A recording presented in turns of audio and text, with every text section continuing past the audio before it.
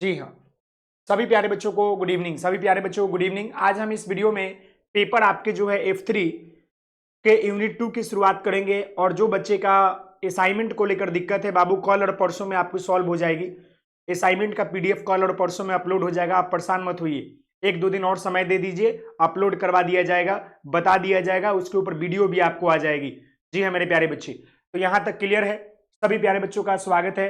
जी हाँ, सीटेट की class application के ऊपर स्टार्ट होने वाली है। आज से 2 क्लास शुरू हुई है, मंडे से आपकी सारी क्लासेस शुरू हो जाएगी।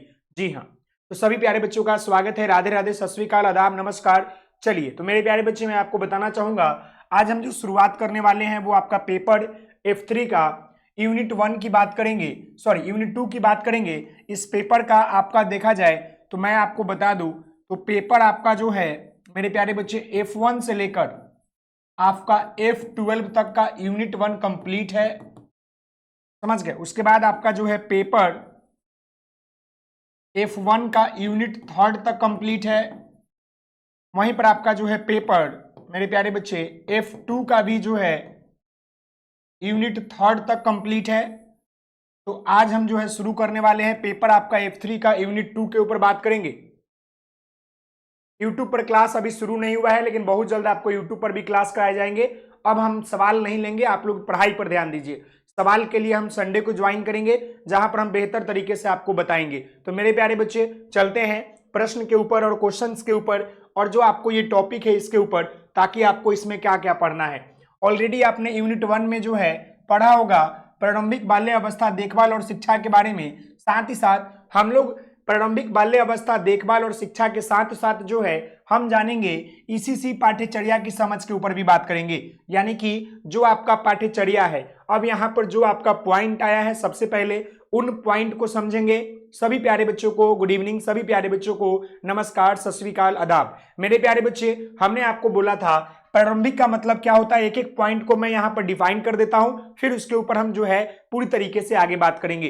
तो जी हाँ, यहाँ पर ध्यान दीजिए। सबसे पहले हम लोग जो है यहाँ पर क्या समझेंगे, तो प्रारंभिक के बारे में आप लोग थोड़ा सा रिवीजन कर लीजिए। साथ ही साथ जो है ये आपका जो है क्या है, बाल्य अवस्था है।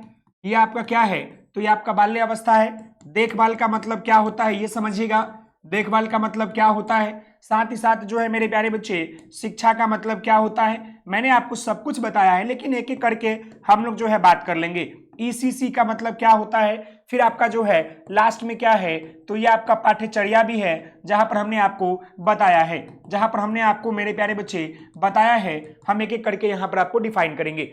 जी हाँ मेरे प्यारे बच्चे, असाइनमेंट का क्वेश्चन आपको कल या परसों तक मिल जाएगा, टेंशन मत लीजिए। कैसे बनाना है वो हम बता देंगे, और कुछ PDF हम आपको डेमो के तौर पर दे देंगे, ताकि आप उसे देखकर अपना असाइनमेंट को बना सके। मेरे प्यारे बच्चे, यहां पर ध्यान दीजिएगा। प्रारंभिक बाल्य अवस्था देखभाल और शिक्षा की बात कर रहे हैं, तो प्रारंभिक का मतलब जो होता है लिखिएगा यहां पर मेरे प्यारे बच्चे। प्रारंभिक, प्रारंभिक का अर्थ होता है, अर्थ होता है शुरुआत, शुरुआत, समझ गए। और जिन बच्चों को असाइनमेंट में दिक्कत आ रहा है, एक चीज मैंने आपको बता दिया है मेरे प्यारे बच्चे, इसके पहले साल हमने असाइनमेंट के ऊपर बहुत सारा वीडियो बनाया है। आप YouTube पर जाइए, लिखिए Bihar DLED first year assignment कैसे बनाएं, फ्यूचर ऑनलाइन क्लासेस अभिषेक सर, मेरा वहां पर बहुत सारा वीडियो आ जाएगा, आप उसको देखकर भी बना सकते हैं। तो आप लोग ये बात क्यों नहीं मान रहे हैं? जी हाँ, असाइनमेंट का PDF सबका अलग अलग होता है मेरे प्यारे बच्चे। मैं जो असाइनमेंट का PDF दूंगा तो उससे थोड़ी हो जाएगा कि वही क्वेश्चन लिख दीजिएगा तो हो जाएगा। आपके कॉलेज का क्वेश्चन अलग है, पूरे बिहार में 360 कॉलेज है, इतने सारे कॉलेज का असाइनमेंट का क्वेश्चन देना संभव है? कोई टीचर नहीं देगा। हम आपको गाइडेंस देंगे, हम आपको 1 2 4 PDF एग्जाम्पल के तौर पर देंगे कि आप ऐसे बना सकते हैं। लिखने के लिए आपको इतना सारा थ्योरी लिखवाया जाता है, इतना सारा आपको जो है बुक PDF दिया गया है, इतना सारा नोट्स PDF दिया गया है। आप उसको पढ़िए, क्वेश्चन को टैकल कीजिए और बनाइए। जहां दिक्कत आएगी वहां पर हम बताने के लिए तैयार है। ऑलरेडी हमने यूट्यूब पर पहले साल बताया है। थोड़ा सा चैट GPT की सहायता लीजिए, थोड़ा सा गूगल का सहायता लीजिए। अब एक ही बार में कैसे होगा, आप ही बताइए ना। पूरा 360 कॉलेज है, 360 कॉलेज का PDF दे पाएंगे? नहीं दे पाएंगे। चलिए, हाँ बाबू, सारा PDF से हो जाएगा। सवाल आपका इससे बाहर नहीं पूछेगा। जो यहाँ चीजें लिखी गई है आप उस तरह PDF में लिखिए, असाइनमेंट में लिखिए, 100% आपका सही होगा। कोई नहीं काटेगा, यहाँ ध्यान दीजिएगा। बाकी तो टीचर के हाथ में है, वो तो अच्छा भी लिखेगा ही जगह तो नंबर काट लेगा, खराबो लिखेगा तो सही कर देगा, अब तो भगवान जाने। लेकिन जो तरीका है वो तरीके से आप लिखते रहिए, कोई दिक्कत नहीं है, समझ गए। गूगल का थोड़ा सहायता ले लीजिए ना। चलिए यहाँ ध्यान दीजिए, देखिए बाल्य अवस्था की बात कर ले तो यह जो है, यह बाल विकास की, यह बालक की विकास की अवस्था मानी जाती है, विकास की अवस्था मानी जाती है। वहीं पर देखभाल की बात करेंगे तो रख रखाव, रख रखाव तथा देखभाल कैसे करना है इसके बारे में जानते हैं। शिक्षा जो है क्या होता है, सीखने सिखाने की यह आपका प्रक्रिया है। इसी से का मतलब होता है early childhood care and education.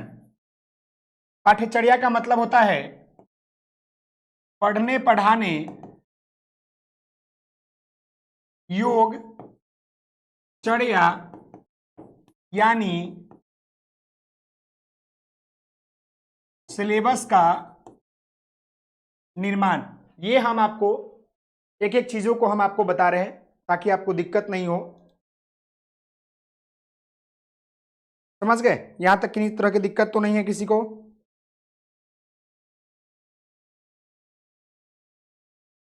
जी हाँ, चलिए। अरे बाबू आप काहे परेशान होते हैं, हमको तो समझ ही नहीं आता है। आपके लिए पीडीएफ में पूरा पेपर का नोट्स टाइपिंग करा कर दिया गया है। दूसरी बात, पूरा किताब का पीडीएफ दिया गया है। तीसरी बात, जो यहाँ चीज लिखवाते हैं उसका भी पीडीएफ अपलोड है। अब इतना करने के बावजूद अब आपको लगता है कि हाथ से लिखवा कर दिया जाए, गजब आदमी है। हाँ बाबू, ये सारी बातें आपको समझ में आ गई, ये सारी बातें आपको समझ में आ गई, क्लियर है मेरे प्यारे बच्चे। ये सारी बातें हमने आपको एक एक पॉइंट के बारे में बताया है पिछली क्लास में, जब आप पेपर F3 का देखिएगा। ये बातें आपको क्लियर है, समझ गए। यहां तक किन्हीं बच्चों को दिक्कत तो नहीं है ना, क्लियर है मेरे प्यारे बच्चे। अब हम लोग जो है अपने टॉपिक की शुरुआत करेंगे, जहां पर फिर से थोड़ा सा रिवीजन करते हुए आगे बढ़ेंगे कि आखिरकार ईसीसी का अर्थ क्या होता है। यहां पर ध्यान दीजिएगा, ये बातें तो हमने आपको बताया है। यहां पर लिखिएगा मेरे प्यारे बच्चे, ईसीसी का अर्थ, ईसीसी का अर्थ। देखिए आपका रिपीट होते रहेगा, ऐसा नहीं कि आपको नया नया हमेशा पढ़ना है, बहुत सारी चीजें आपको रिपीट होगी, समझ गए। तो यहां लिखिएगा ईसीसी, ईसीसी का अर्थ होता है ईयरली चाइल्डहुड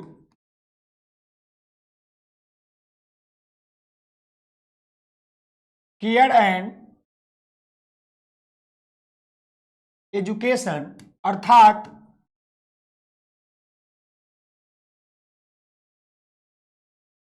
प्रारंभिक बाल्यावस्था, देखभाल एवं शिक्षा। इसका अर्थ ये होता है, समझ गए। अगर आप इसका अर्थ के बारे में लिखिएगा, इसके अर्थ के बारे में लिखिएगा मेरे प्यारे बच्चे, इसके अर्थ के बारे में लिखिएगा, तो आप इसको लिख सकते हैं। जी हां, यह 3 वर्ष से 6 वर्ष तक के बच्चों के देखभाल,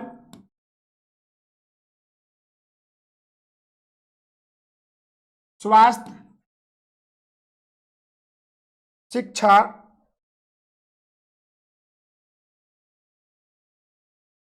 तथा पोषण के संपूर्ण से संबंधित है।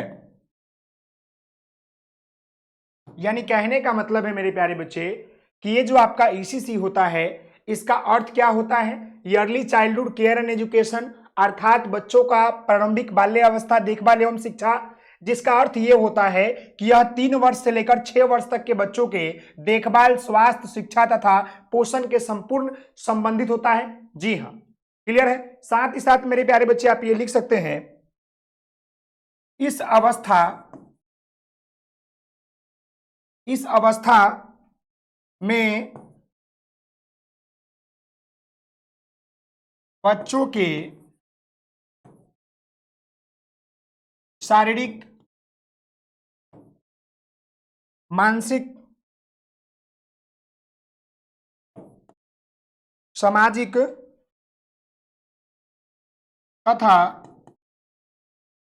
नैतिक विकास तीव्र गति से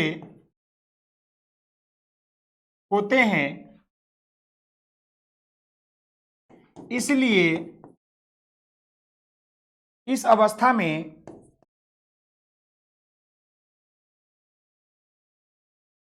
काफी ध्यान देना होता है ताकि उनका विकास प्रभावित ना हो, ताकि उनका विकास प्रभावित नहीं हो। यानी कहने का मतलब है, मैंने आपको बताया है मेरे प्यारे बच्चे, जो ये आपका ईसीसी पाठ्यचर्या है, तो कहने का मतलब है कि इस अवस्था में जो बच्चों का शारीरिक और मानसिक विकास होता है वो काफी तेजी गति से होता है। इसलिए हमें जो है इस अवस्था में बच्चों के जो है काफी ध्यान देना चाहिए, और इसका नाम ही है अर्ली चाइल्डहुड, यानी शुरुआती अवस्था का जो बाल्य अवस्था होता है उसका देखभाल और शिक्षा। हमें शुरुआती अवस्था में बच्चों को संपूर्ण तरीके से देखभाल भी करना है और उन्हें शिक्षा से जोड़ने का प्रयास करना है, ताकि बालक जो है शिक्षा के साथ साथ आगे बढ़ेंगे, अच्छा देखभाल करेंगे तो उनका शारीरिक, मानसिक, संवेगात्मक, नैतिक, चारित्रिक, भावनात्मक संपूर्ण चीजों का विकास होगा। क्लियर है? जी हाँ मेरे प्यारे बच्चे, तो ये जो है काफी महत्वपूर्ण है आपका ईसीसी के अर्थ के अंतर्गत। ये बातें आपको क्लियर हो गई यहां तक? किन्हीं बच्चों को दिक्कत तो नहीं है ना? जी हाँ। अब जो आपका पॉइंट आता है कि एक संतुलित तथा संदर्भ युक्त ईसीसी पाठ्यचर्या की समझ के बारे में, यानी कहने का मतलब है ये बातें तो आप समझ गए। अगर आप इस जानना चाहेंगे कि आखिरकार इसका उद्देश्य क्या है तो उसके बारे में हम आपको लिखवा देते हैं। उसके बाद हम जो है इसके पाठ्यचर्या की समझ के ऊपर बात करेंगे। तो ये बातें जब समझ गए तो यहां पर याद रखिएगा कि ईसीसी के उद्देश्य क्या है। आखिरकार हमें जो पढ़ाया जा रहा है डीएलएड कोर्स में, कि आखिरकार हमें इसके बारे में क्यों जानना है, आखिरकार इस पॉइंट के बारे में हम क्यों पढ़ रहे हैं। तो मेरे प्यारे बच्चे मैं आपको बता दूं कि ईसीसी के उद्देश्य निम्न है। उद्देश्य जो है क्या है? निम्न है, यानी भिन्न है। जैसे आपको हम एक एक पॉइंट करके लिखवाएंगे। सबसे पहले तो ये कि बच्चों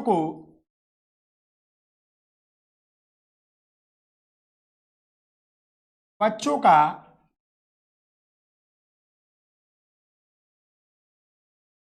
बेहतर विकास। दूसरा, मानसिक एवं शारीरिक विकास जो है तीव्र गति से होता है।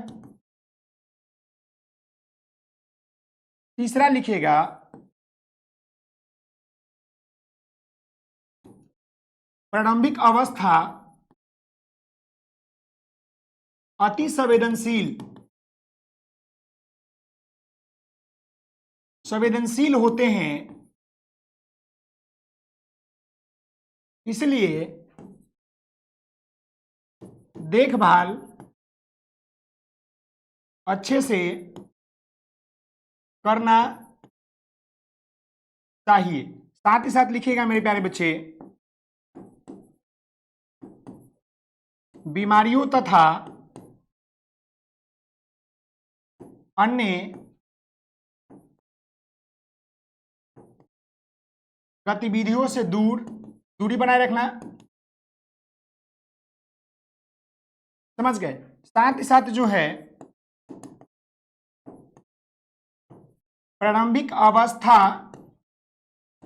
से ही शिक्षा से जुड़ाव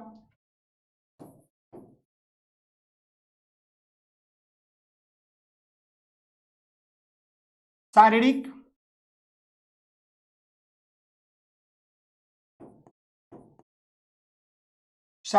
एवं मानसिक विकास काफी तेजी गति से होती है।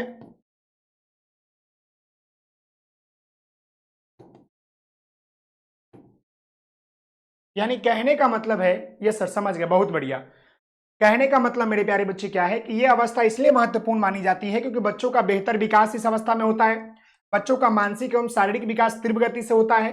प्रारंभिक अवस्था अति संवेदनशील होता है। अगर बालक को इस अवस्था में सही तरीके से उसका देखभाल नहीं किया जाए तो वो कई प्रकार की बीमारियों से ग्रसित हो जाएगा, कई प्रकार के कुपोषण से ग्रसित हो जाएगा। इसलिए उन्हें पौष्टिक भोजन शुरुआती अवस्था में दी जाती है, उसका देखभाल अच्छा तरीके से किया जाता है और शिक्षा से जोड़ने का प्रयास किया जाता है ताकि बच्चे जो है धीरे धीरे आगे बढ़े। समझ गए? जी हाँ, क्लियर है। बीमारियों तथा अन्य गतिविधियों से दूरी बनाए रखना, यानी कि इस अवस्था में बच्चों को दूरी बनाए रखना रहता है गतिविधियों से, चाहे गलत गतिविधियों से, चाहे बीमारियों से। प्रारंभिक अवस्था से ही जो है शिक्षा से जुड़ाव, इसका यह भी उद्देश्य है कि हम बच्चों को शुरुआती अवस्था में ही जो है धीरे धीरे शिक्षा दे ताकि उनका समाजीकरण जो है बेहतर तरीके से होगा, तब जाकर वो अपना एक बेहतर विकल्प या बेहतर जो है भावी जीवन का निर्माण जो है कर सकते हैं। साथ ही साथ मेरे प्यारे बच्चे, शारीरिक एवं मानसिक विकास जो होता है काफी तीव्र गति से होता है, इसलिए इस अवस्था को काफी संवेदनशील और काफी महत्वपूर्ण जो है माना जाता है। क्लियर है? क्लियर है मेरे प्यारे बच्चे? ये बातें आप समझ गए। अब हम लोग जो है अपने जो मेन पॉइंट है उसको समझेंगे कि आखिरकार जो ईसीसी की पाठ्यचर्या है आखिर क्यों ऐसा बनाया गया, क्यों ऐसा किया गया। जी हाँ, तो आइए अब हम जो है अपने पॉइंट को जो लिखेंगे, ये मेरा पॉइंट क्या है जो कि आपके एग्जाम के लिए काफी महत्वपूर्ण रहने वाला है। ये तो आप लोगों को पहले यूनिट में ही पढ़ाया गया था, लेकिन अब जो आपका शुरुआत होगा वो आपका टॉपिक चेंज हो जाएगा थोड़ा सा, तो यहां ध्यान दीजिएगा। जी हाँ, एक संतुलित तथा संदर्भित, देखिएगा, एक संतुलित तथा संदर्भ युक्त ईसीसी पाठ्यचर्या की समझ। देखिए, सबसे पहले तो आपको इस पॉइंट को समझना पड़ेगा, उसके बारे में हम इसके बाद में लिखवाएंगे। तो यहां ध्यान दीजिएगा मेरे प्यारे बच्चे, यहां जो लिखा गया है एक संतुलित, देखिएगा संतुलित का मतलब क्या होता है, संदर्भ युक्त क्या होता है, इसी के बारे में समझ गए, पाठ्यचर्या क्या होता है, इस बात को समझिए, फिर हम इसके आगे बताएंगे। तो यहां पर हम एक एक पॉइंट को लिख देते हैं ताकि आपको दिक्कत नहीं हो। देखिए, संतुलित लिखिएगा, संतुलित का अर्थ होता है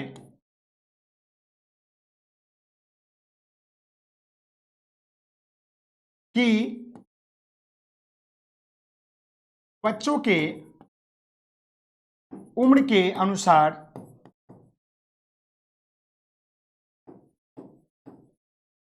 पाठ्यचर्या का, या इसको लिखेगा बच्चों के अनुरूप,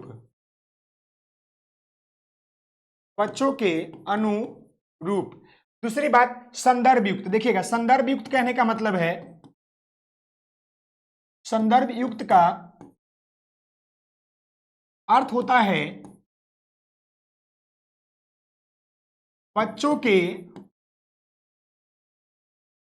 शुरुआती अवस्था,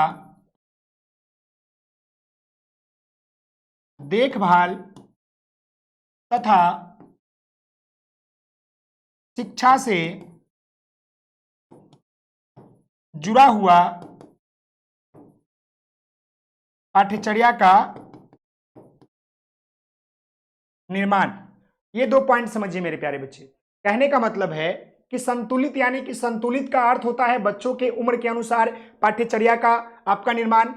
संदर्भ युक्त कहने का मतलब है कि बच्चों के शुरुआती अवस्था, देखभाल, शिक्षा के अनुरूप जो है पाठ्यचर्या का निर्माण करे। फिर आपका ईसीसी कहने का मतलब क्या होता है, बच्चों का देखभाल, बच्चों की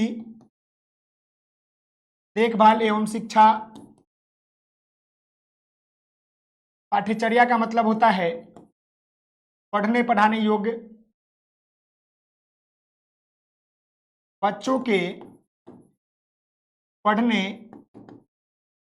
पढ़ाने योग्य चर्या का निर्माण अर्थात सिलेबस, यानी कि कैसा सिलेबस होनी चाहिए, किससे जुड़ी होनी चाहिए। गुड इवनिंग मेरे प्यारे बच्चे। जी हाँ, बहुत बढ़िया सर, मैं इंटर्नशिप कंप्लीट हो गया, बहुत बढ़िया, अच्छी बात है। जी हाँ, क्लियर है, ये बातें आप समझ गए, ये बातें समझ गए कि संतुलित का मतलब क्या होता है, संदर्भित का मतलब क्या होता है, एसीसी का मतलब क्या होता है, पाठ्यचर्या का मतलब क्या होता है। इतनी सारी बातें आपको समझ में आ गया, किन्हीं बच्चों को दिक्कत तो नहीं है ना। जी हाँ, क्लियर है। अब फिर आप लोग इंटर्नशिप के बारे में आप लोग बातचीत करना शुरू कर दिए।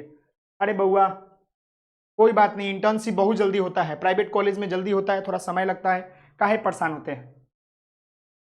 जी हाँ, चलिए अब हम एक एक करके समझेंगे कि एक संतुलित पाठ्यचर्या की समझ क्या होता है। तो ये बातें समझ गए, तो अब हम जानेंगे यहां पर मेरे प्यारे बच्चे एक संतुलित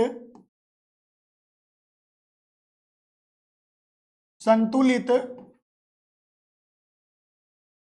पाठ्यचर्या की समझ। यहां ध्यान दीजिएगा, तो आप लिखिएगा, देखिए लिखिएगा एक संतुलित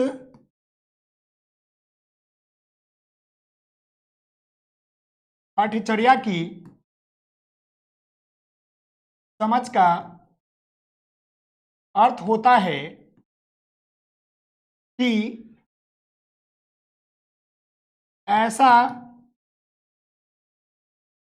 पाठ्यचर्या का निर्माण किया जाए जिसके माध्यम से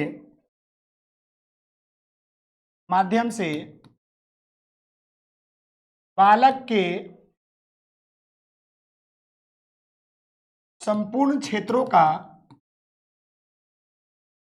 विकास किया जा सके। यानी कहने का मतलब है मेरे प्यारे बच्चे कि हमें जो है एक संतुलित पाठ्यचर्या का निर्माण करना पड़ेगा जो कि बैलेंस हो, यानी कि ऐसा पाठ्यचर्या का निर्माण करे जिसकी सहायता से जो बालक का जो विकास हो, जितने भी क्षेत्र में विकास हो, वो सभी विकास जो है बेहतर तरीके से हो सके। एक संतुलित पाठ्यचर्या की समझ के माध्यम से ये होता है। अब इसकी विशेषता की बात करेंगे मेरे प्यारे बच्चे, इसकी आखिरकार विशेषता क्या है, इसकी विशेषता क्या है, तो ये बारे में आप लिख लीजिएगा।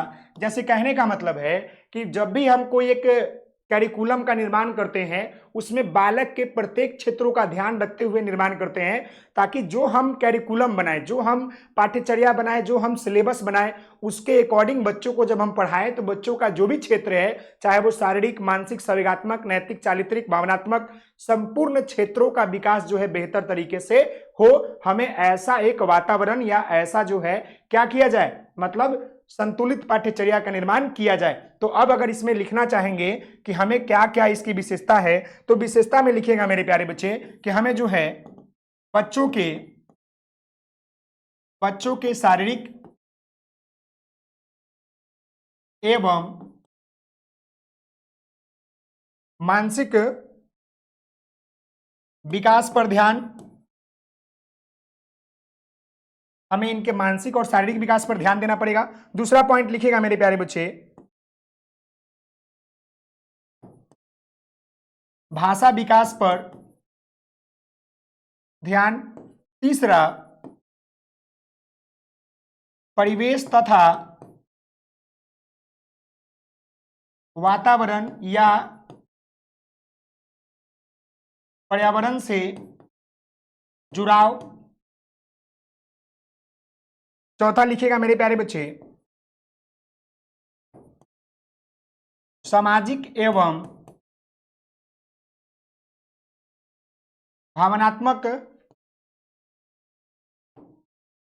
क्षमता का विकास।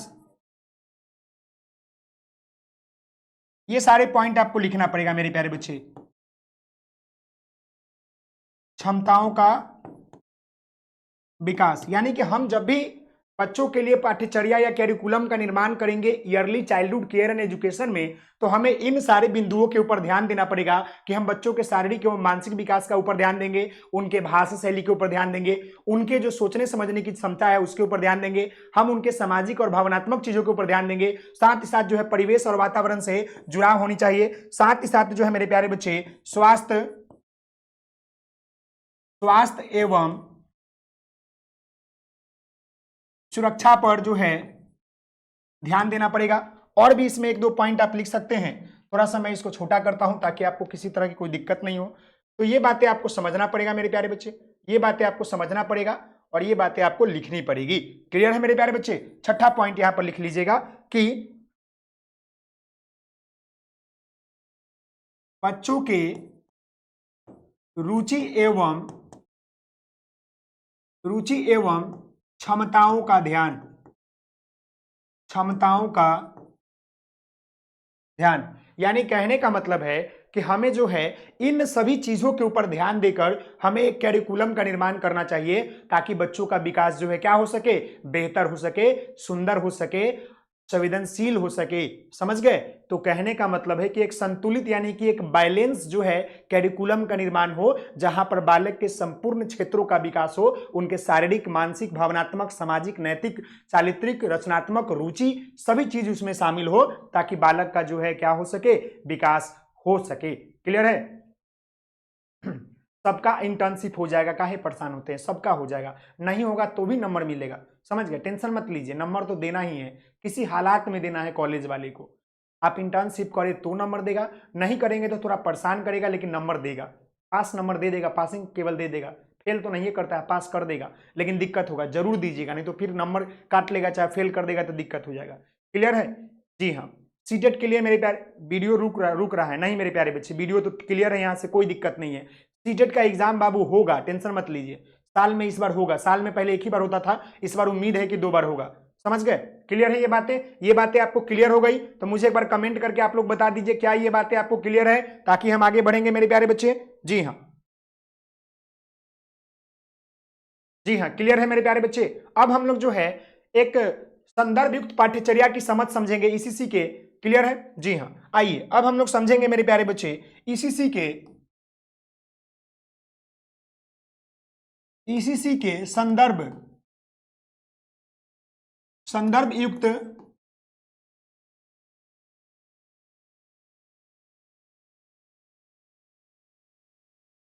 पाठ्यचर्या की समझ। देखिएगा, इसको समझिएगा मेरे प्यारे बच्चे कि ईसीसी के संदर्भ युक्त पाठ्यचर्या का मतलब क्या होता है। तो इसमें आप नोट डाउन कीजिएगा मेरे प्यारे बच्चे कि ईसीसी के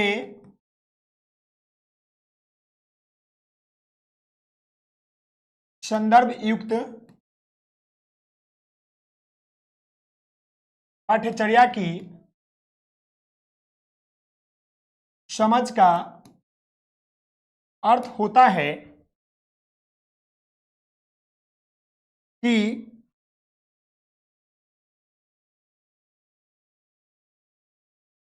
ऐसा पाठ्यचर्या का निर्माण किया जाए जो बच्चों के परिवार, परिवेश, समाज तथा भाषा से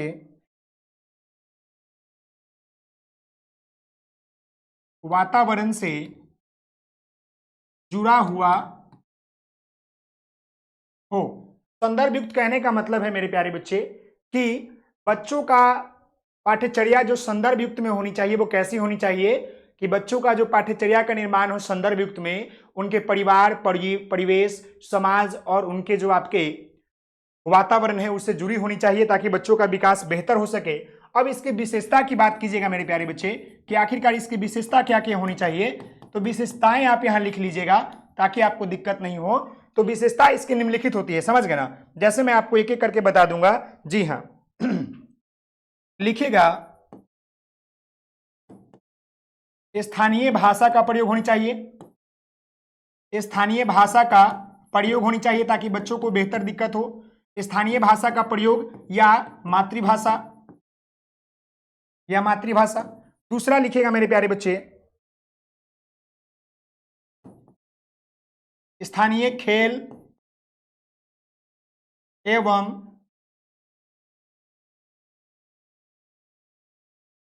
विभिन्न गतिविधियों का जुड़ाव।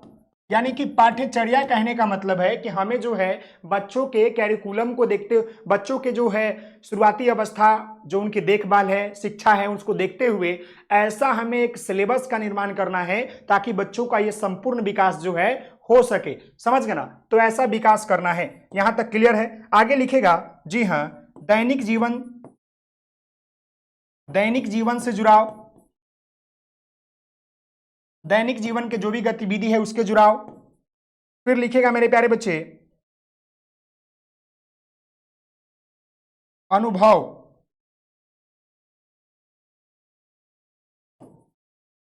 अनुभव आधारित जो है शिक्षण कार्य। फिर लिखेगा मेरे प्यारे बच्चे, सामाजिक सांस्कृतिक से जुड़ाव।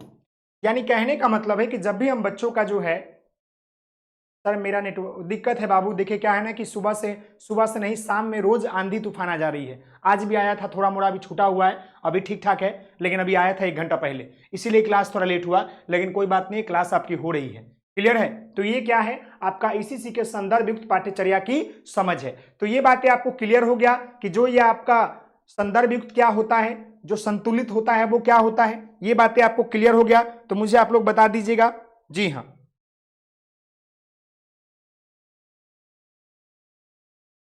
क्लियर है? यहां तक किन्हीं बच्चों को दिक्कत तो नहीं है ना? मुझे आप लोग कमेंट कीजिए और बताइए मेरे प्यारे बच्चे, यहां तक किन्हीं बच्चों को दिक्कत तो नहीं है ना? जी हाँ, यहां तक क्लियर है? किन्हीं बच्चों को दिक्कत? हाँ, सीटेट का बैच बाबू ट्यूसडे से चालू है। अभी 2 क्लास चल रहे हैं, इंग्लिश का और मैथ का चल रहा है, बहुत जल्द आपके सारे क्लासेस चलने लगेंगे। क्लियर है? एग्जाम आपका जो है जुलाई और अगस्त के बीच में होगा, टेंशन मत लीजिए। जी हाँ,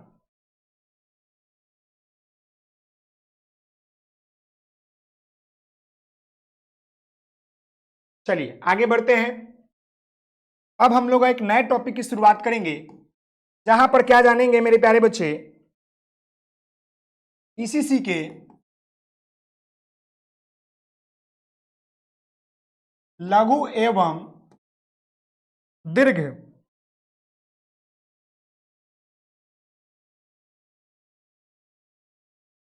दीर्घकालीन जो है उद्देश्य तथा नियोजन।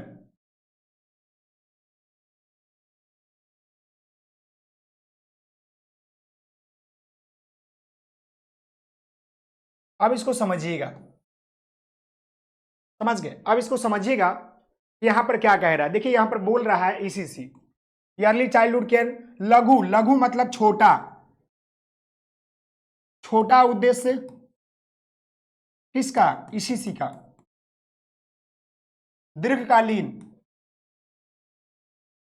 लंबा या बड़ा।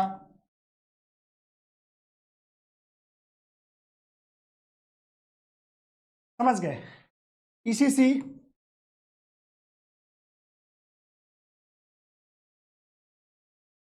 प्रारंभिक देखभाल,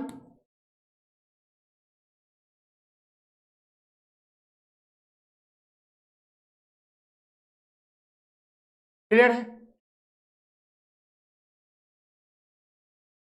मेरे प्यारे बच्चे? ईसीसी होता है ECCE, ई का मतलब ईयरली, सी का मतलब चाइल्डहुड, सी का मतलब केयर, एंड ई का मतलब एजुकेशन। क्लियर है? ईसीसी होता है, पीसीसी नहीं, ईसीसी। क्लियर है बाबू? यहां तक किन्हीं बच्चों को दिक्कत तो नहीं है ना?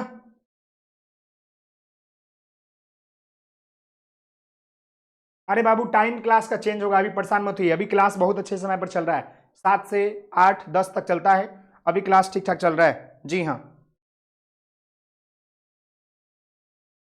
जी हाँ। चलिए देखिए, अब हम यहां पर जानेंगे क्या, ईसीसी के लघु उद्देश्य। देखिए समझिएगा मेरे प्यारे बच्चे, यहां पर लिखिएगा ईसीसी के लघु उद्देश्य का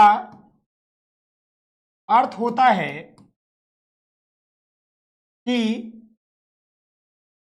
वैसा कार्य या क्षमता जो बच्चे कम समय में जानते एवं सीखते हैं उसे ईसीसी के लघु उद्देश्य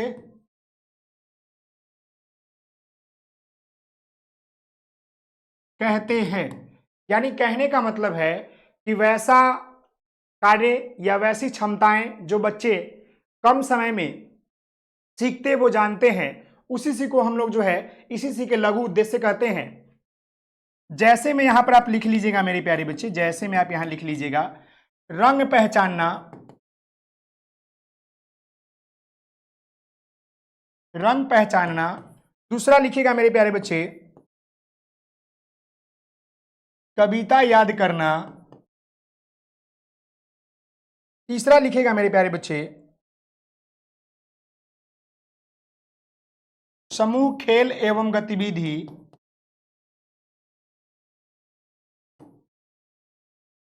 चौथा लिखिएगा हाथ धोना।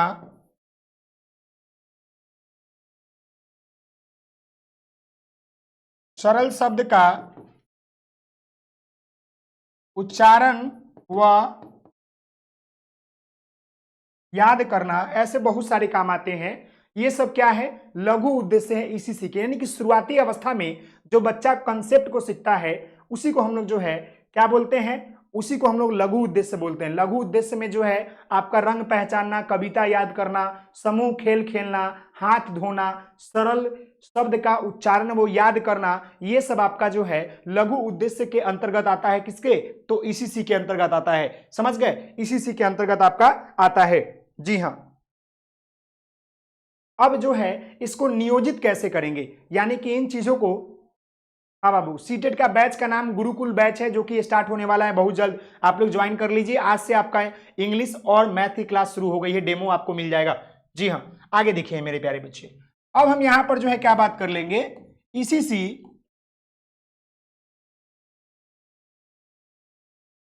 दीर्घकालिक।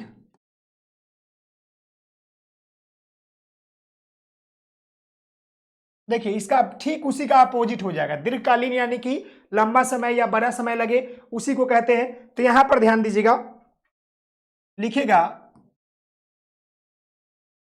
ईसीसी के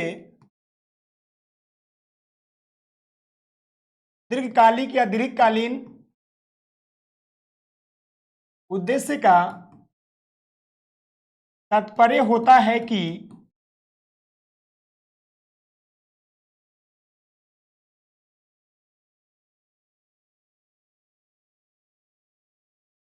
वैसा कार्य या क्षमता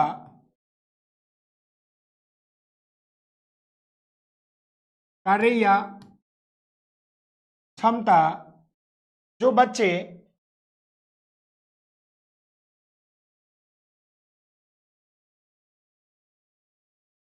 अधिक एवं लंबे समय में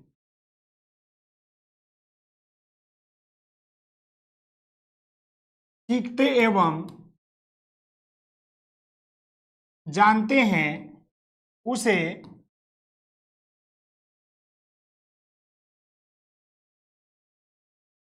दीर्घकालिक उद्देश्य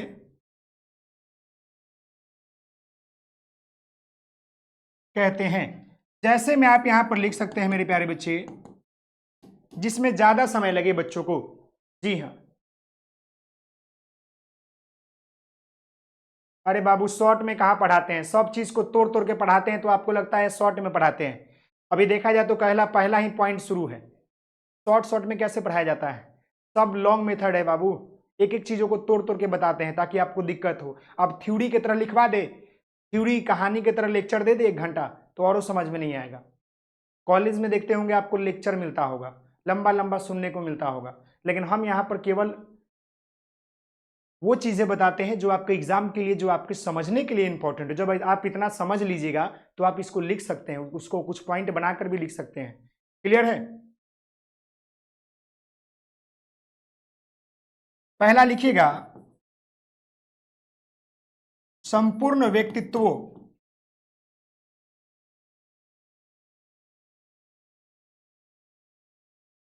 व्यक्तित्व विकास। अब देखिए, अब इसको चाहिएगा तो डिफाइन कर सकते हैं, तो ऐसे लंबा चला जाएगा, समझ गए?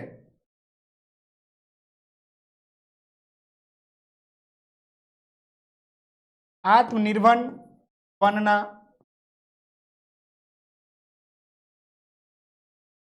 रचनात्मक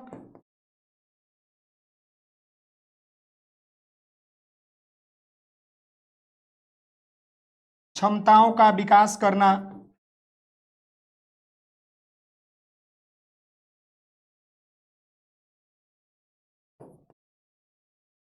सामाजिक व्यवहार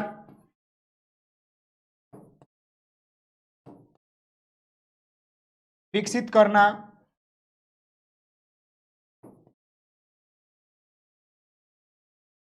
विद्यालय शिक्षा के लिए तैयार होना। ये सब क्या है मेरे प्यारे बच्चे? ये सब क्या है मेरे प्यारे बच्चे? आपका जो है दीर्घकालिक उद्देश्य है। ये सब क्या है मेरे प्यारे बच्चे? ये सब आपका जो है, ये सब क्या है? दीर्घकालिक आपका उद्देश्य है। तो इस क्लास में, आज की क्लास में हम आपको मेरे प्यारे बच्चे यहीं पर हम आपको छोड़ते हैं, क्योंकि इसके बाद जो है एक सर का दूसरी क्लास है। आज मैं थोड़ा लेट आ गया लाइट की प्रॉब्लम की वजह से, लेकिन मैं क्लास ये भी लिया हूं, लगभग 45 मिनट की क्लास हो गई है। तो आज भी हम जितनी चीजें आपको बताए हैं उसको एक बार रिवीजन करवा देते हैं। जैसे कि आप देखिएगा मेरे प्यारे बच्चे, तो हमने आपको यहाँ पर प्रारंभिक बाल्यावस्था देखभाल और शिक्षा ईसीसी की पाठ्यचर्या की समझ में हमने पूरी बेसिक चीजें आपको बताई।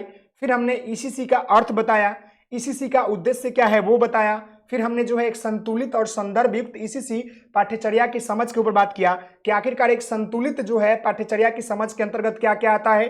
एक आपका जो है संदर्भ युक्त कैसी होनी चाहिए, समाज से, पर्यावरण से, परिवेश से, बच्चों के दैनिक जीवन से जुड़ा होनी चाहिए। साथ ही साथ लघु और दीर्घकालिक उद्देश्य की बात किया कि आखिरकार लघु उद्देश्य क्या होता है ईसीसी का, फिर आपका जो है दीर्घकालिक उद्देश्य क्या होता है। तो आज की क्लास में मेरे प्यारे बच्चे हम यहीं पर जो है क्लास को एंड करते हैं। फिर हम कल की क्लास में इसके आगे के टॉपिक को क्लियर करेंगे और कोशिश करेंगे कि कल ये टॉपिक खत्म हो जाए, नहीं तो फिर एक क्लास और लगाएंगे।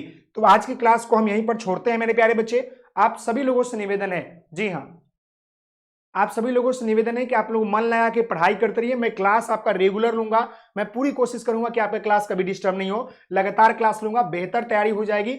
और भी काम हम कर रहे हैं ताकि आपको दिक्कत नहीं हो। गेसिंग क्वेश्चन टाइप के लिए दिया गया है, बहुत जल्द हम आपको यूनिट वाइज टाइप करके क्वेश्चन दे देंगे, आप उसका आंसर तैयार करते रहिएगा और उससे बाहर आपको एग्जाम में नहीं देखने को मिलेगा। तो मेरे प्यारे बच्चे आज के लिए इतना ही। आप सभी लोग हंसते रहिए, मुस्कुराते रहिए। ACP1 के बारे में, असाइनमेंट के बारे में हम कल और परसों के भीतर हम बता देंगे। क्या है ना कि हमारा जो है शादी का सालगिरह है, जिसकी वजह से मैं एक दिन परेशान रहूंगा, लेकिन हम आपकी क्लास को रिकॉर्ड कर लेंगे, आप परेशान मत होइएगा, समझ गए ना। हम क्या करेंगे कि आपकी क्लास को सुबह में रिकॉर्ड कर लेंगे और शाम में आपको लाइव कर देंगे। 12 तारीख को, 11 तारीख को 2 दिन हमारी जो मतलब शादी की सालगिरह है, तो थोड़े घर पर मेहमान आएंगे तो उसमें थोड़ी दिक्कत आ जाएगी, लेकिन हम पूरी कोशिश करेंगे मेरे प्यारे बच्चे कि आपकी क्लास जो है मैं मॉर्निंग में रिकॉर्ड कर लूँ और शाम में उसको हम लाइव करवाएंगे। तो आज के लिए इतना ही। आप सभी लोग हंसते रहिए, मुस्कुराते रहिए, पढ़ाई करते रहिए। मिलते हैं नेक्स्ट वीडियो में, तब तक के लिए धन्यवाद। जय हिंद, जय भारत। बहुत सारे बच्चों को लगेगा कि सर की शादी इतनी जल्दी हो गई। मेरे प्यारे बच्चे, जीवन की मजबूरी है कि हमारी शादी 1 साल लगभग होने वाली है, 1 साल होने वाला है। जी हाँ, क्योंकि घर में बड़े हैं और थोड़ी सी माँ बीमार रहती है, जिसकी वजह से मुझे शादी करनी। चलिए आज के लिए इतना ही, धन्यवाद, मिलते हैं कल की क्लास में, धन्यवाद।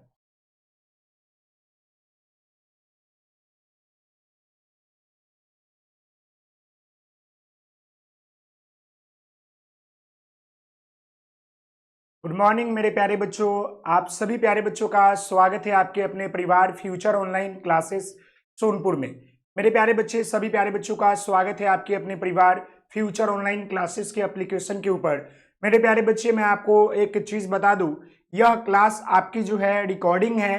यह क्लास मैं अभी 4:00 पर रिकॉर्ड कर रहा हूं। तिथि आपका आज जो है मेरे प्यारे बच्चे, आपका 9 तारीख है और आज मैं आपको 4:00 पर यह क्लास रिकॉर्ड कर रहा हूं, क्योंकि शाम में मुझे एक जो है शादी में जानी है, यानी कि एक जगह रिलेटिव में जाना है, जिसकी वजह से मुझे लेट हो जाती आने में या क्लास लेने में। इसलिए मैं इस क्लास को आपको अभी रिकॉर्ड करता हूं और आपको क्लास समय पर आपको इसको लाइव कर दिया जाएगा। तो मेरे प्यारे बच्चे, आप लोगों से निवेदन है कि आप लोग फटाफट सेशन को ज्वाइन कीजिए। और जैसे कि आपको पता है कि कल के क्लास में हम आपको जो है पेपर F3 इसका यूनिट 2 के ऊपर बात किया था, जहां पर हमने जो है बेहतर तरीके से विभिन्न चीजों के ऊपर बात किया था। सभी प्यारे बच्चों का स्वागत है। सभी प्यारे बच्चों को गुड इवनिंग, गुड इवनिंग, नमस्कार, सत श्री अकाल, आदाब, सभी लोग आ जाइए। जी हाँ मेरे प्यारे बच्चे, यह क्लास आप देख सकते हैं, इससे पहले वाले क्लास में हमने प्रारंभिक बाल्य अवस्था देखभाल और शिक्षा ईसीसी के पाठ्यचर्या की समझ के ऊपर बात किया था। साथ ही साथ मेरे प्यारे बच्चे, हमने आपको बताया था ईसीसी का अर्थ क्या होता है, फिर हमने आपको बताया था ईसीसी के उद्देश्य क्या होते हैं, फिर हमने आपको बताया था एक संतुलित तथा संदर्भ युक्त ईसीसी पाठ्यचर्या की समझ क्या होती है, फिर हमने बताया था एक संतुलित पाठ्यचर्या की समझ, उसकी विशेषता क्या होती है, एक संदर्भ युक्त पाठ्यचर्या की समझ क्या होती है, उसकी विशेषता क्या होती है। ईसीसी के लघु एवं दीर्घकालिक उद्देश्य के बारे में हमने बात किया था कि लघु एवं दीर्घकालिक उद्देश्य जो होता है वह क्या होता है। इतनी सारी बातें हमने आपसे कल के क्लास में, यानी कि एक दिन पहले वाले क्लास में हमने बात किया था। आज के क्लास में मेरे प्यारे बच्चे, हम अपने नए टॉपिक की तरफ चलेंगे, जहां पर बात करेंगे गतिविधियों के आयोजन के लिए विभिन्न विधियां। मेरे प्यारे बच्चे, यहां पर लिखिएगा, अपना पॉइंट को लिखिएगा, फिर इसके ऊपर हम लोग जो है बातचीत करेंगे कि आखिरकार आज के पॉइंट में हमें किन किन बिंदुओं के ऊपर बात करना है। तो मेरे प्यारे बच्चे, मैं पॉइंट का नाम लिख देता हूं, फिर देखिएगा यहां पर बोला क्या है, गतिविधियों,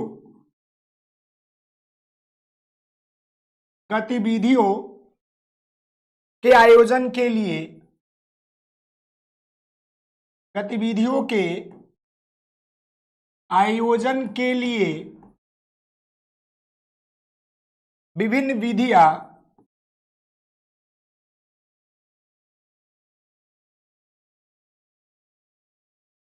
विभिन्न विधियां, प्रक्रियाओं का चयन,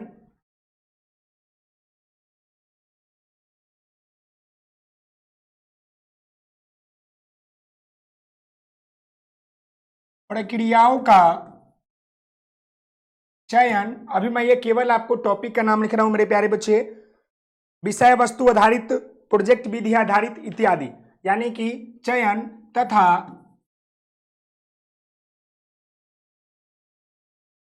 विषय वस्तु प्रोजेक्ट विधि, यानी मेरे प्यारे बच्चे ये आपका जो है पॉइंट का नाम है। इस पॉइंट के ऊपर हम लोग जो है विशेष चर्चा करेंगे, जानेंगे।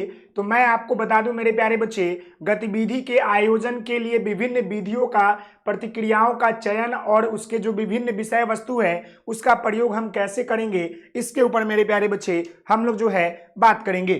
तो सबसे पहले मैं आपको बता दूं कि आखिरकार गतिविधि के आयोजन क्यों जरूरी है, या गतिविधि का आयोजन का मतलब क्या होता है। तो मेरे प्यारे बच्चे, मैं आपको बता दूं, यहां लिखिएगा गतिविधि, गतिविधि। तो देखिए, गतिविधि कहने का मतलब होता है गति के साथ जो है किसी कार्य को करना, गतिविधि कहलाता है। लिखिएगा गति, गति के साथ जो है किसी कार्यों को करना गतिविधि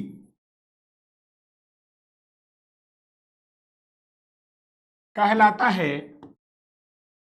अर्थात किसी चीज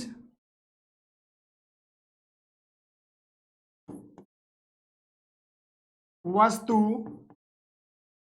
आदि को जानने एवं समझने के लिए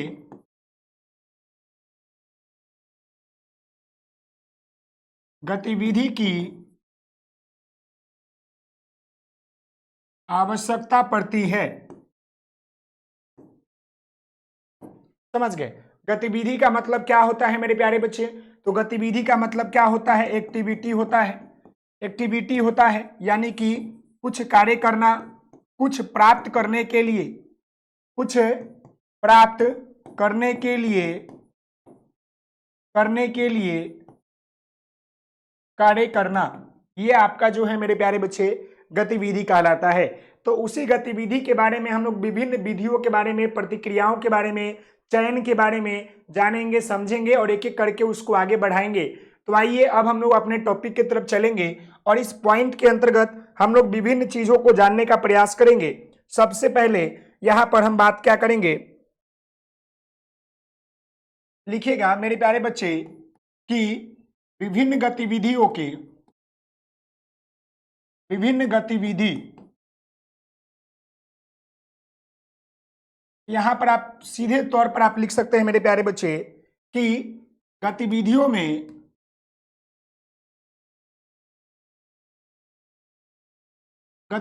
में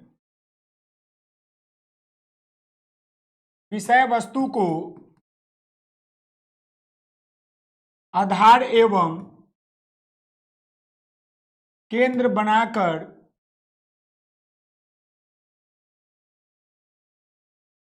कार्य किया जाता है। यानी जब भी हम कोई गतिविधि करते हैं, एक्टिविटी करते हैं, तो हमारा जो उस एक्टिविटी का उद्देश्य है, जो उसकी क्षमता है, उसे हम लोग केंद्र में बनाकर ही करने का प्रयास करते हैं ताकि बेहतर तरीके से उसका क्या हो सके, तो विकास हो सके। जैसे मैं यहां पर आपको गतिविधि का नाम लिखूंगा और उसके बारे में बताऊंगा। जैसे कि हम यहां पर लिखते हैं विषय वस्तु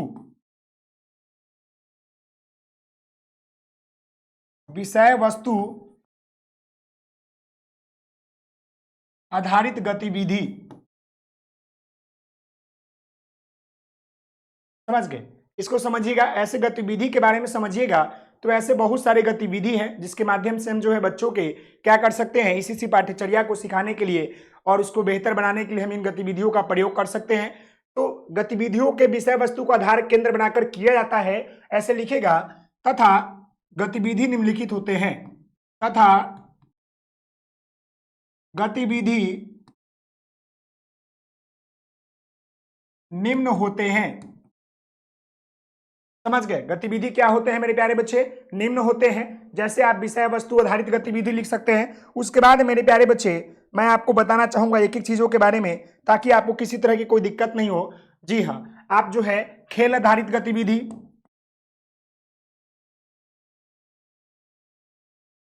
खेल आधारित जो है मेरे प्यारे बच्चे गतिविधि, और भी बहुत सारे गतिविधि है जिसके बारे में मैं आपको एक एक करके बताऊंगा ताकि मेरे प्यारे बच्चे किसी तरह की कोई दिक्कत नहीं हो। जी हाँ, फिर लिखिएगा आप जो है, जो आपके दिया है बुक में, प्रोजेक्ट विधि। समझ गए? यहां पर हमने आपको शुरुआत में ही लिखवाया है कि जो ये आपका प्रतिक्रिया है विषय वस्तु प्रोजेक्ट विधि,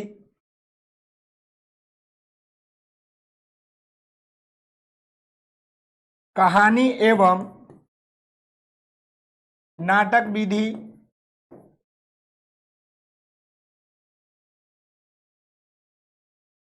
और भी ऐसे बहुत सारे, व्याख्यान विधि,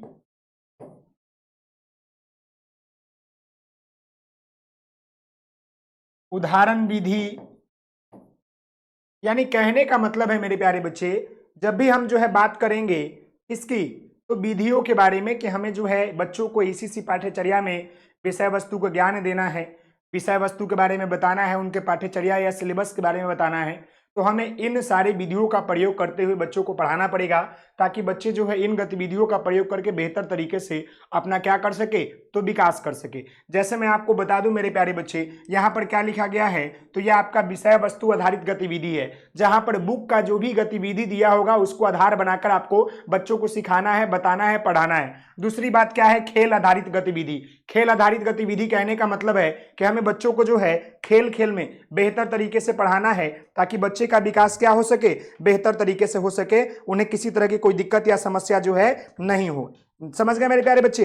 हम एक एक चीजों के बारे में बता रहे हैं। आपको 1 मिनट थोड़ा सा मैं इंतजार करवा दूं कि मुझे आज जाना है, जिसकी वजह से ये क्लास मैं आपको रिकॉर्डेड फॉर्म में ले रहा हूं, लेकिन आपको दिक्कत नहीं होगी। जिस तरह मैं आपको बताता हूं, पढ़ाता हूं, उसी तरह मैं आपको बेहतर तरीके से समझाऊंगा, बताऊंगा, पढ़ाऊंगा। हाँ, बस ये है कि ये क्लास आपका जो है रिकॉर्डेड फॉर्म में है, यानी रिकॉर्डेड लाइव फॉर्म में है। क्लियर है? उसके बाद आपका जो आता है प्रोजेक्ट विधि। बच्चों को देखते हैं विभिन्न तरह के प्रोजेक्ट मिलते हैं, जिसके माध्यम से वो बेहतर तरीके से अपने विकास कर सके।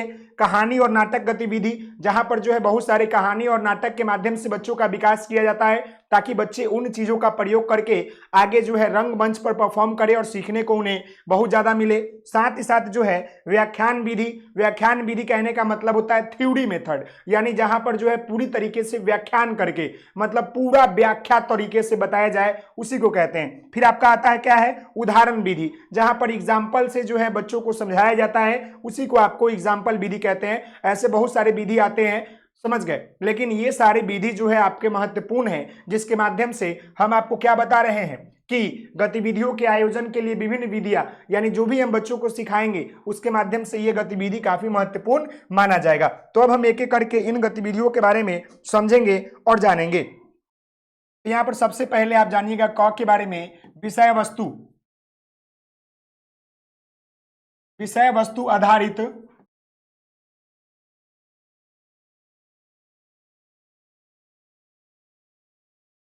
देखिए, इसके नाम से ही जान लीजिएगा कि विषय वस्तु आधारित गतिविधि कहने का मतलब क्या है। तो मैं यहां पर आपको लिख दूं मेरे प्यारे बच्चे कि विषय वस्तु आधारित गतिविधि का अर्थ होता है कि ऐसी गतिविधि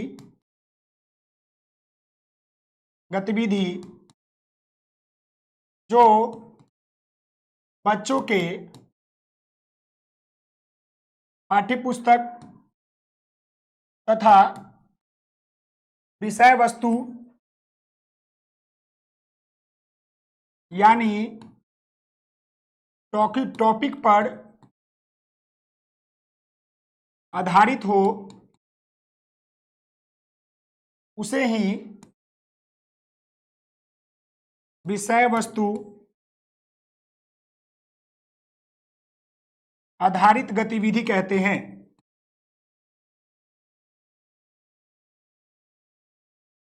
उसे ही विषय वस्तु आधारित गतिविधि कहते हैं। ये सारे पॉइंट आप लिखे मेरे प्यारे बच्चे। क्लियर है यहां तक? इसे ही हम लोग जो है विषय वस्तु आधारित गतिविधि कहते हैं। जी हाँ, जैसे आप मान लीजिए उदाहरण लिखिएगा, मान लीजिए उदाहरण जो है लिखिएगा मेरे प्यारे बच्चे, पानी कोई चैप्टर है, तो अब इसमें क्या हो सकता है, पानी की कविता हो सकती है। मैं एक एक चीज लिख देता हूं। चित्र बनाना हो सकता है। ये जो आपका है क्या है, चैप्टर है, विषय वस्तु टॉपिक है, समझ गए? चित्र बनाना हो सकता है। पानी के उपयोग पर चर्चा हो सकता है। पानी से संबंधित खेल एवं कार्यक्रम और भी बहुत सारे आपके हो सकते हैं। यानी कहने का मतलब है कि विषय वस्तु कहने का मतलब होता है टॉपिक। मान लीजिए कि हम बच्चों को कोई टॉपिक बता रहे हैं, तो एक ऐसा गतिविधि होना चाहिए जो विषय वस्तु पर आधारित गतिविधि हो। यानी कि विषय वस्तु आधारित गतिविधि का अर्थ होता है कि ऐसी गतिविधि जो बच्चों के पाठ्य पुस्तक या विषय वस्तु यानी टॉपिक पर आधारित हो, यानी जो टॉपिक, मान लीजिए कैसे हम लोग बताते हैं कि आज हम लोग जो है पानी के बारे में, जल के बारे में पढ़ेंगे, तो आखिरकार जल के बारे में कैसी गतिविधि हो सकती है, तो जल का पानी मतलब पानी का कविता क्या हो सकता है, चित्र बनाइए पानी का, बहता हुआ नदी का, पानी के उपयोग पर चर्चा कीजिए, पानी से संबंधित खेल एवं कार्यक्रम के बारे में बताइए। तो ये जो होता है मेरे प्यारे बच्चे, ये आपका क्या होता है, तो ये आपका विषय वस्तु आधारित गतिविधि होता है। ये क्या होता है मेरे प्यारे बच्चे, तो विषय वस्तु आधारित गतिविधि होता है, जो बच्चों के इसी पाठ्यचर्या के निर्माण के लिए काफी महत्वपूर्ण है, क्योंकि जब हम पाठ्यचर्या का निर्माण करते हैं तो उसमें हम सभी गतिविधियों का महत्व स्थान देते हुए आगे बढ़ते हैं, ताकि बच्चों का विकास बेहतर तरीके से हो सके। तो यहां तक मेरे प्यारे बच्चे किन्हीं बच्चों को दिक्कत नहीं होनी चाहिए। सभी प्यारे बच्चों को गुड इवनिंग, नमस्कार, सत श्री अकाल, आदाब। क्लियर है? अब हम लोग जो है आगे बात करेंगे, और इसमें और भी बहुत सारे हम लोग जो है क्या करेंगे, बात करेंगे गतिविधि के बारे में। तो ख नंबर लिखिएगा मेरे प्यारे बच्चे, प्रोजेक्ट विधि। देखिएगा, प्रोजेक्ट विधि लिखिएगा। प्रोजेक्ट विधि आप लोग बचपन से आते हैं, जानते होंगे मेरे प्यारे बच्चे। जी हाँ, लिखिएगा प्रोजेक्ट विधि। प्रोजेक्ट विधि विभिन्न विधियों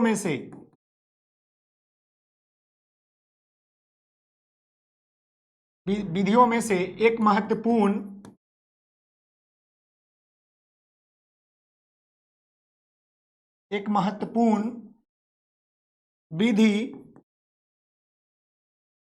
विधि माना जाता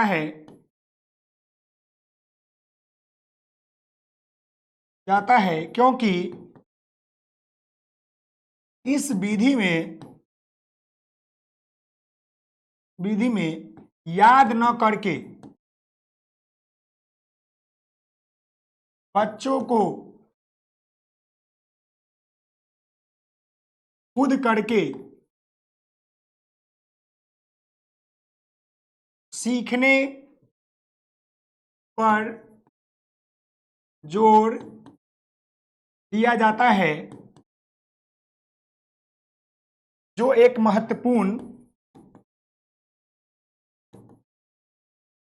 अति महत्वपूर्ण जो है गतिविधि है। यानी कहने का मतलब है, आप इस पॉइंट को लिख लीजिएगा कि प्रोजेक्ट विधि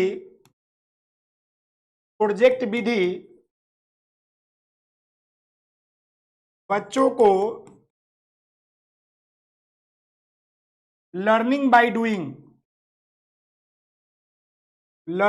डूइंग पर जोर देता है। यानी इसका उद्देश्य ये लिखिएगा मेरे प्यारे बच्चे,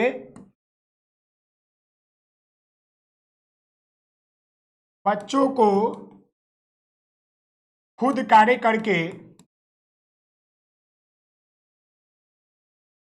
करके सीखने पर बल दिया जाता है।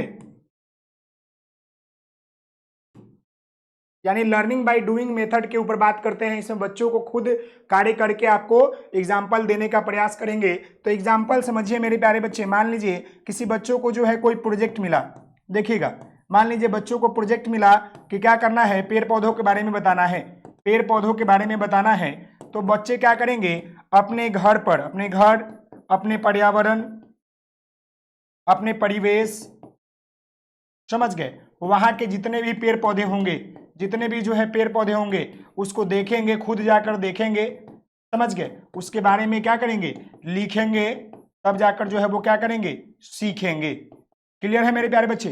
तो ये सब तरीका है जिसके माध्यम से क्या कर सकते हैं, हम जो है बच्चों के प्रोजेक्ट मेथड के माध्यम से बेहतर विकास कर सकते हैं, बेहतर जो है उनका निर्माण कर सकते हैं। तो ये क्या होता है, आपका प्रोजेक्ट विधि होता है, जहां पर बच्चों को जो है क्या करता है, तो लर्निंग बाय डूइंग यानी कि खुद करके सीखने पर बल दिया जाता है। और सबसे महत्वपूर्ण जो है क्या होता है, ये आपका विधि माना जाता है, गतिविधि माना जाता है, आपका प्रोजेक्ट विधि। क्लियर है? जी हाँ मेरे प्यारे बच्चे, क्लियर है?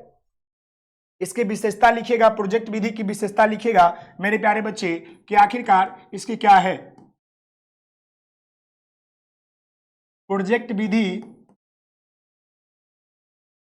की विशेषताएं लिखिएगा तो यहां पर मेरे प्यारे बच्चे लिख लीजिएगा कि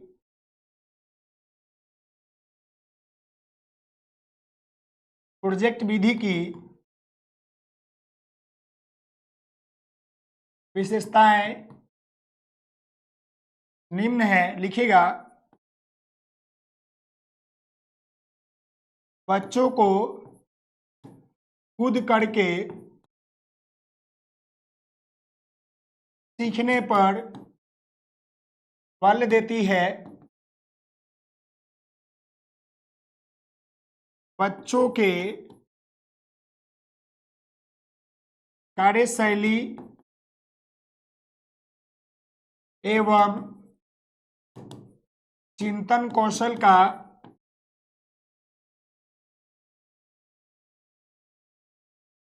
विकास करती है।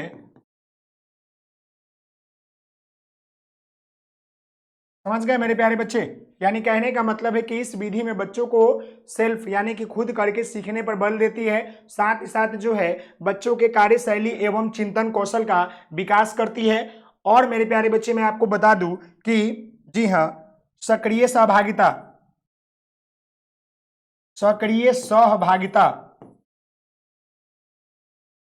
सहभागिता पर बल देती है, यानी एक्टिव मोड में रहता है बालक, करके सीखता है। साथ ही साथ जो है मेरे प्यारे बच्चे आप लिखिएगा जी हाँ, अनुभव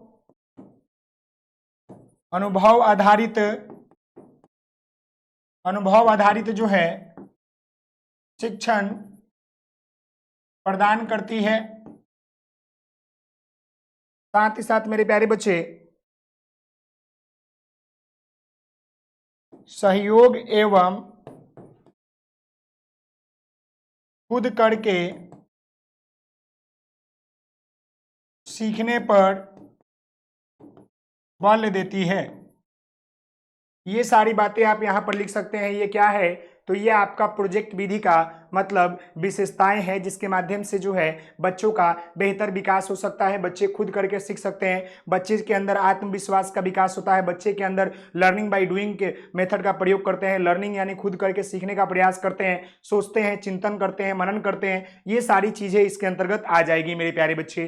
क्लियर है? जी हाँ। अब हम लोग जो है आगे बात करने वाले हैं, और आगे जो हम बात करेंगे वो आपका खेल विधि रहेगा। जी हाँ, खेल विधि। देखिए इसके नाम से ही आपको पता चल जाएगा, आप इसके बारे में आप लिख लीजिएगा मेरे प्यारे बच्चे। ये आपका गौ नंबर पॉइंट है। लिखिएगा खेल विधि। खेल विधि भी महत्वपूर्ण विधि मानी जाती है। खेल विधि भी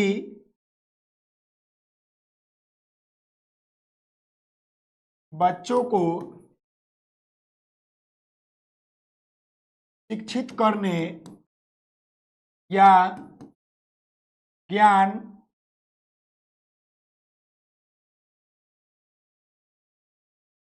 देने की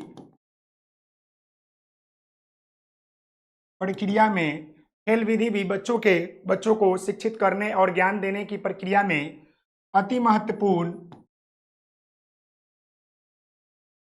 अति महत्वपूर्ण भूमिका अदा करती है,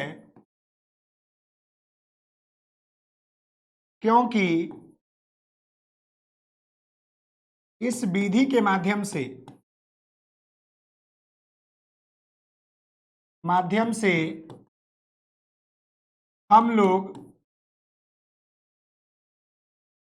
बच्चों को खेल खेल में ही समाज शिक्षा एवं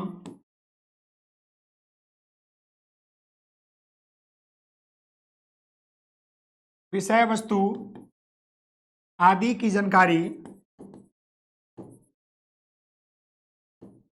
दे देते हैं।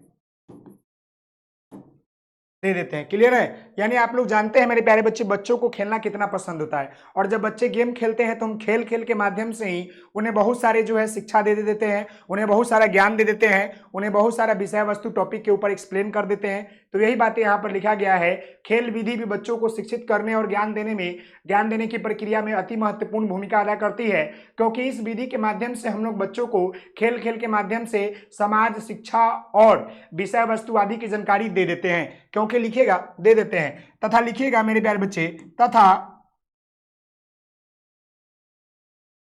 बच्चों के मानसिक चिंतन विकास में अति महत्वपूर्ण भूमिका अदा करती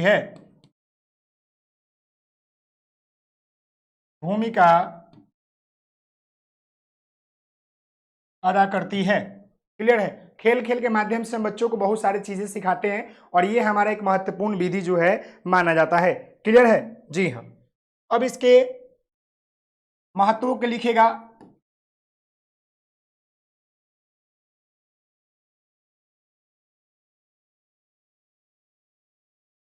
खेल विधि के महत्वों के लिख लीजिएगा, ये सवाल कभी कभी पूछता है। तो इसमें लिखिएगा मेरे प्यारे बच्चे, खेल विधि के महत्व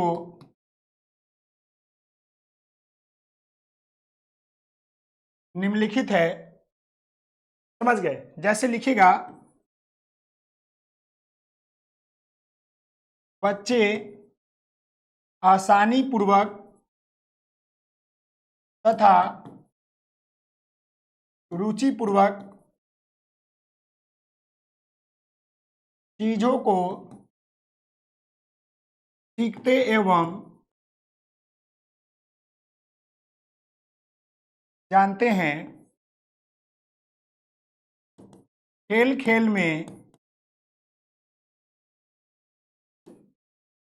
समाज, शिक्षा एवं वातावरण आदि से जोड़ दिया जाता है। फिर आप लिखिएगा मेरे प्यारे बच्चे,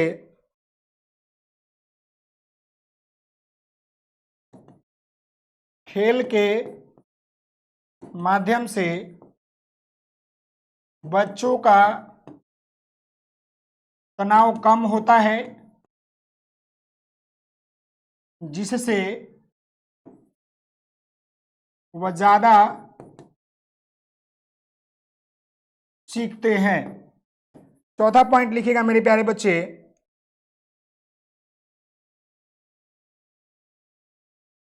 रचनात्मक क्षमता बढ़ती है। सीखना आनंददायी हो जाता है। क्लियर है मेरे प्यारे बच्चे? ये क्या है? तो आपके खेल विधि के महत्व है। ये क्या है मेरे प्यारे बच्चे? तो ये आपका खेल विधि के महत्व है। ये बातें आपको क्लियर हो गया। अब हम लोग जो है व्याख्यान विधि के ऊपर बात करेंगे। तो यहाँ पर ध्यान दीजिएगा मेरे प्यारे बच्चों, यहाँ पर ध्यान दीजिएगा कि व्याख्यान विधि क्या होता है।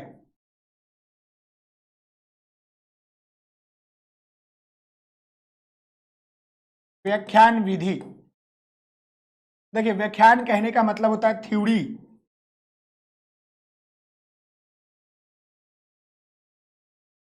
लिखिएगा मेरे प्यारे बच्चे, व्याख्यान विधि अर्थ होता है किसी विषय या किसी विषय वस्तु को पूरे डिटेल्स यानी व्याख्या रूप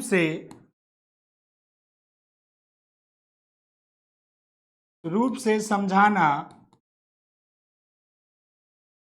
व्याख्यान विधि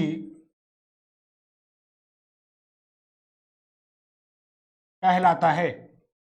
समझ गए? जी हाँ मेरे प्यारे बच्चे, ये बातें जान लीजिए कि व्याख्यान विधि का अर्थ होता है किसी विषय वस्तु के बारे में या किसी विषय के बारे में पूरे डिटेल यानी व्याख्यान रूप से समझना व्याख्यान विधि कहलाता है।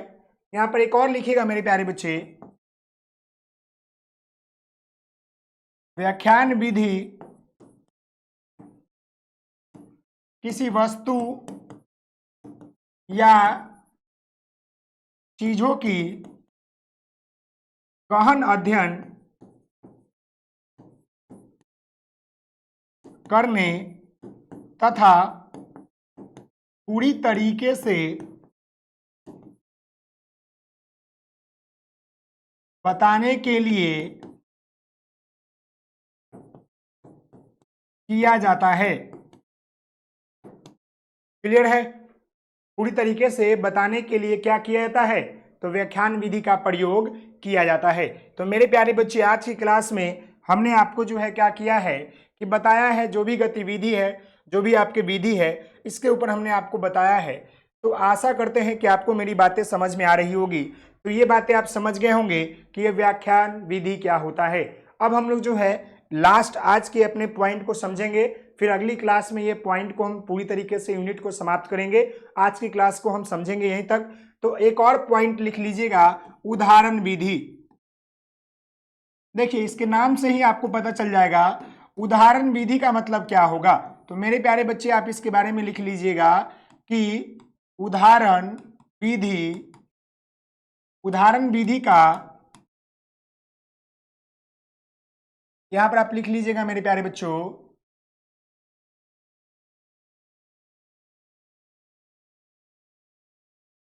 जी हां, लिखिएगा उदाहरण विधि का तात्पर्य होता है कि किसी विषय वस्तु या विषय को समझाने के लिए या बताने के लिए उदाहरण के माध्यम से तथा विभिन्न उदाहरणों से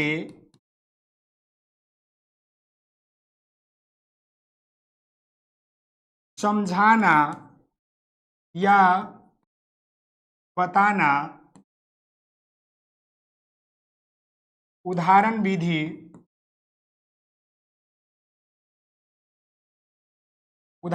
कहलाता है। समझ गए? यानी उदाहरण विधि कहने का मतलब होता है कि एग्जाम्पल से क्या करना, थ्योरी के तरफ बढ़ना। क्लियर है? इसी के साथ मेरे प्यारे बच्चे, आज की क्लास को हम यहीं पर समाप्त करते हैं। आज जितने भी आपके विधि थे, प्रोजेक्ट विधि थे, विषय वस्तु आधारित विधि थे, उदाहरण विधि थे, खेल विधि थे और भी जो है व्याख्यान विधि थे, इन महत्वपूर्ण विधियों के ऊपर बात किया। सवाल आपसे एग्जाम में पूछेगा तो आप इसको आसानी तरीके से लिख सकते हैं, बता सकते हैं। आज की क्लास को हम यहीं पर समाप्त करेंगे क्योंकि मुझे एक पार्टी में जाना है, यानी कि अपने रिलेटिव के पास जाना है। तो आज की क्लास को हम यहीं पर समाप्त करेंगे, फिर हम लोग जो है मिलेंगे आपको मंडे को। तो आज के लिए इतना ही। आप सभी लोग हंसते रहिए, मुस्कुराते रहिए, पढ़ाई करते रहिए। मिलते हैं मंडे के क्लास में और बहुत जल्द हम आपको ACP1 और असाइनमेंट के ऊपर, कल संडे है, जैसे समय मिलेगा वैसे हम आपको बताएंगे। तो आज के लिए इतना ही। आप सभी लोग हंसते रहिए, मुस्कुराते रहिए, पढ़ाई करते रहिए। बहुत बहुत धन्यवाद। जरूर सारे क्लासेस को देखिएगा। धन्यवाद।